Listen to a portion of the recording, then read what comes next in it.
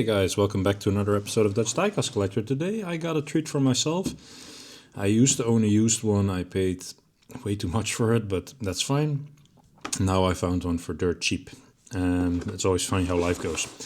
So what am I dealing with here? A Su-47 Berkut. This is the 8018 from Gaincorp Precision Models. Now it looks really cheap. And yes, they are a little bit tacky and cheap.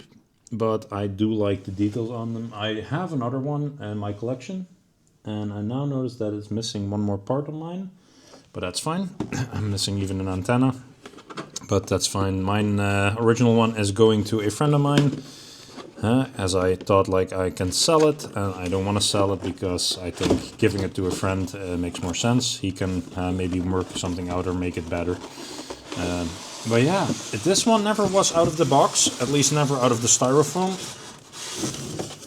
So that's really cool. The boxes are quite cheap, as I mentioned, not really cool. They're well done. They're just taped at the front, so you make 2 incisions and then you can peel or open. I did the peel open part already in Japan once. Now, the pitot at the front is very weak. Be very careful, the little antenna, but a lot of movable parts, so that's really cool. So let me grab her out. I think it should be as easy as grabbing it out, but I'm not sure. They are completely inserted in plastic, which is cool. So you have here one.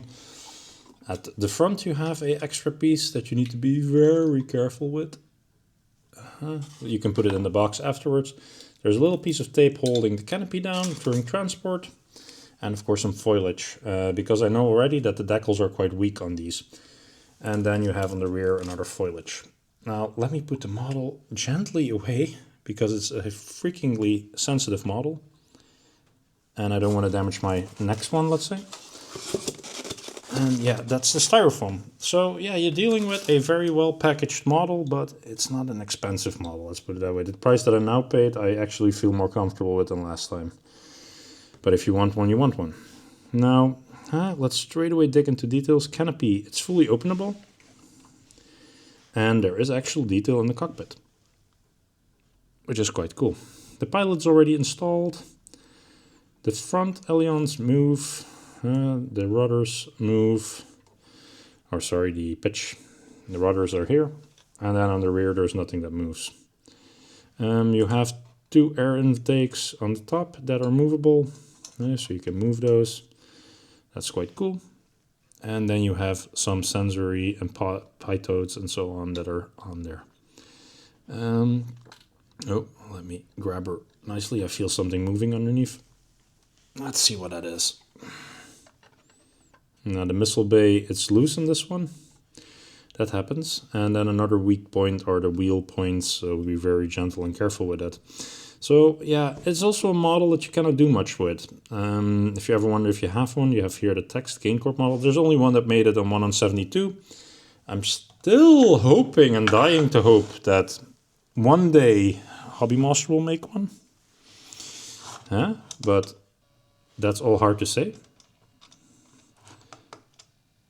Now, let me put it on the rotisserie table, because this is a short review, guys. I already reviewed it once versus a MiG 2031, the more newer one, just to show size. But yeah, sorry, they're cool models, but I would not pay top buck for them. I see them sell sometimes for over 180, and back in the day I was also a bit naive and thought like I pay 75 euro for a used one without box. I would not do that anymore. This one I bought for 6,600 yen. 6,600, what is that? That's like less than 40 bucks, I think. And that's just the max that I want to spend on one of these. If you really want a Sukhoi in your collection like this, yeah, I get it.